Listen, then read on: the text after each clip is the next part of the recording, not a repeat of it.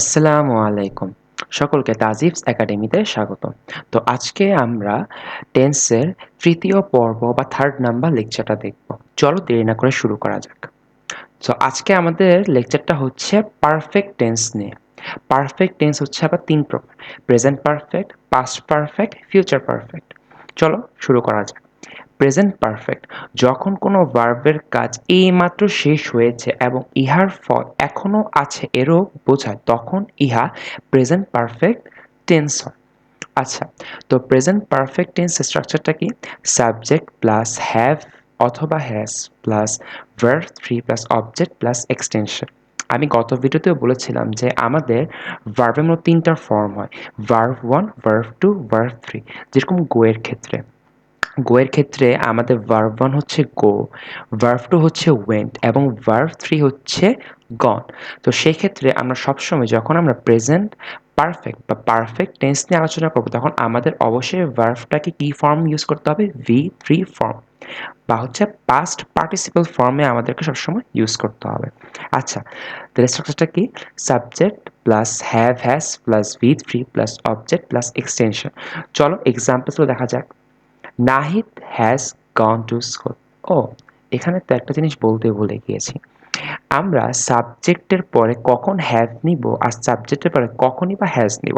আমাদের একটা জিনিস খেয়াল রাখতে হবে, যখন আমাদের সাবজেক্ট সিঙ্গুলার হবে, যখন আমাদের সাবজেক্ট কি হবে? সিঙ্গুলার হবে, তখন আমরা এখানে হ্যাজ ইউজ করব। কি ইউজ করব? হ্যাজ ইউজ করব। আর যখন আমাদের সাবজেক্টটা প্লুরাল হবে তখন আমরা হ্যাভ ইউজ করব। কি ইউজ করব? হ্যাভ ইউজ করব। চলো, Nahid has gone to school. এখানে নাহিদ হচ্ছে আমাদের সাবজেক্ট এবং নাহিদ হচ্ছে সিঙ্গুলার, তাই আমাদেরকে অবশ্যই অক্সিলারি ভার্ব হিসেবে হ্যাজ ইউজ করতে হবে এবং আমরা হ্যাভ অথবা হ্যাজের পর সবসময় ভার্বের V3 ফর্ম ইউজ করবো, যেটা হচ্ছে গো এর V3 ফর্ম হচ্ছে গন to school.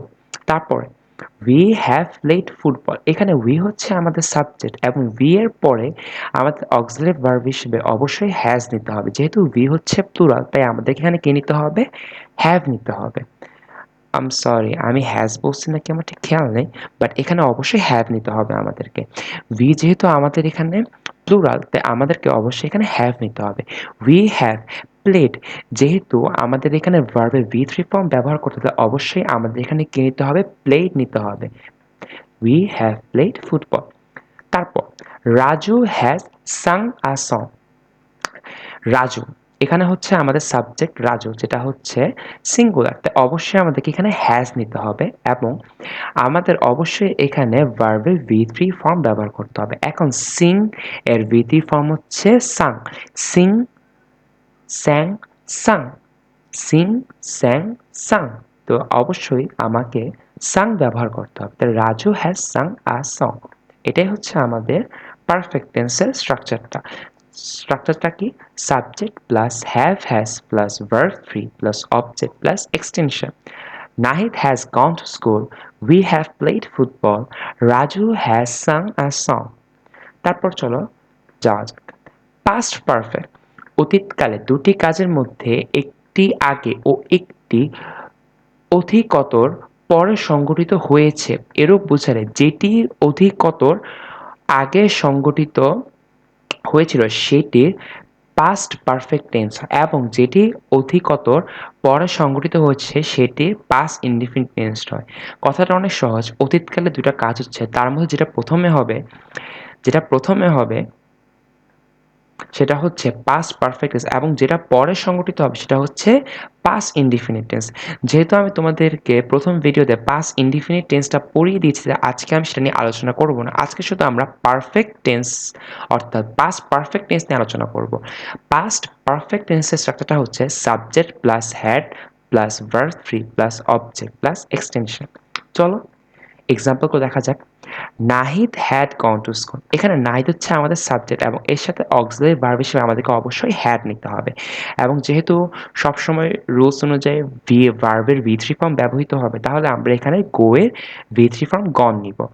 To school, Nahid had gone to school. তারপর we had played football. we হচ্ছে আমাদের সাবজেক্ট এবং এর সাথে অক্সিলারি ভার্ব হিসেবে আমাদেরকে had নিতে হবে এবং এখানে ভার্ব হবে V3 যেটা হচ্ছে played. we had played football. Raju had sung a song. Raju হচ্ছে আমাদের সাবজেক্ট এবং এর সাথে অক্সিলারি ভার্ব হিসেবে আমাদেরকে had নিতে হবে আর ভার্ব হিসেবে V3 ফর্ম ব্যবহৃত হবে, তাহলে এটা হবে sung a song. Raju had sung a song. চলো আবার দেখা যায় subject plus had plus verb 3 plus object plus extension. Examples: Nahid had gone to school, we had played football, Raju had sung a song. তো এটাই ছিল আমাদের past perfect. চলো এবার future perfect শুরু করা যাক। ভবিষ্যতে দুটি কাজ একত্রে সংঘটিত হবে এরূপ বোঝালে যে কাজটি পূর্বে হয় সেটি ফিউচার পারফেক্ট টেন্স, পরেরটি ফিউচার ইনডিফিনিট অথবা প্রেজেন্ট ইনডিফিনিট টেন্স হয়। অর্থাৎ ভবিষ্যৎকালে যখন দুইটা কাজ একসাথে হবে তার মধ্যে প্রথম যে কাজটা হয় সেটা হচ্ছে আমাদের ফিউচার পারফেক্ট টেন্স এবং পরের কাজটা হচ্ছে ফিউচার ইনডিফিনিট টেন্স অথবা প্রেজেন্ট ইনডিফিনিট টেন্স। তো যেহেতু আমি প্রথম ভিডিওতে ফিউচার ইনডিফিনিট এবং প্রেজেন্ট ইনডিফিনিট নিয়ে আলোচনা করে ফেলেছি, সো আজকে আমরা শুধুমাত্র ফিউচার পারফেক্ট নিয়ে আলোচনা করব। তো ফিউচার পারফেক্ট স্ট্রাকচারটা হচ্ছে সাবজেক্ট প্লাস শেল হ্যাভ অথবা will have plus verb 3 plus object plus extension. আবারও বলতেছি সাবজেক্ট প্লাস শেল হ্যাভ অথবা will have plus verb 3 plus object plus extension. আমরা আবারও শেল হ্যাভ অথবা উইল হ্যাভ দুইটাই ব্যবহার করতে পারি, কিন্তু আমরা উইল হ্যাভটা ইউজ করব কারণ কি এটাই এখন ব্যবহার করাটা যুক্তিযুক্ত বা হচ্ছে সবাই এটাকেই স্ট্যান্ডার্ড হিসেবে বলে আর কি। আচ্ছা চলো এক্সাম্পলস দেখা যাক। Nahid will have gone to school. এখানে নাহিদ হচ্ছে আমাদের সাবজেক্ট এবং আমাদেরকে অক্সিলারি ভার্ব হিসেবে অবশ্যই উইল হ্যাভ ব্যবহার করতে হবে। নাহিদ উইল হ্যাভ, তারপর যেহেতু ভার্ব 3 ইউজ করতে হবে তাহলে এখানে হবে gone. Nahid will have gone to school. We will have played football. এখানে উই হচ্ছে সাবজেক্ট এবং উইল হ্যাভ হচ্ছে আমাদের অক্সিলারি ভার্ব, তাহলে উই উইল হ্যাভ প্লেড আমাদেরকে ভার্বের V3 ফর্ম ব্যবহার করতে হবে যেটা হচ্ছে played. We will have played football. এরপর Raju will have sung a song. আমাদের সাবজেক্ট হিসেবে আছে রাজু, তার সাথে আমাদেরকে উইল হ্যাভ অ্যাড করতে হবে এবং আমাদের ভার্ব হিসেবে বসবে কি V3 ফর্ম যেটা হচ্ছে সাং, তাহলে Raju will have sung a song. চলো আবারও দেখা যাক স্ট্রাকচারটা কি। সাবজেক্ট প্লাস শেল হ্যাভ অথবা will have plus verb 3 plus object plus extension. Examples: Nahid will have gone to school, we will have played football, Raju will have sung a song. So আজকের ভিডিওতে এটুকুই ছিল। আমরা আজকে present perfect, past perfect এবং future perfect সম্পর্কে জেনেছি। আগামী ভিডিওতেও আমরা পারফেক্ট কন্টিনিউয়াস সম্পর্কে জানব। সো আজকের জন্য এইটুকুই। সকলকে অনেক অনেক ধন্যবাদ। ভিডিওটি তোমাদের কাছে কেমন লেগেছে জানিয়ে দিও। যদি ভালো লেগে থাকে তাহলে অবশ্যই লাইক কমেন্ট করে সাবস্ক্রাইব করে পাশে থাকবে। সকলকে ধন্যবাদ। আসসালামু আলাইকুম রহমতুল্লাহি বারাকাতুহু।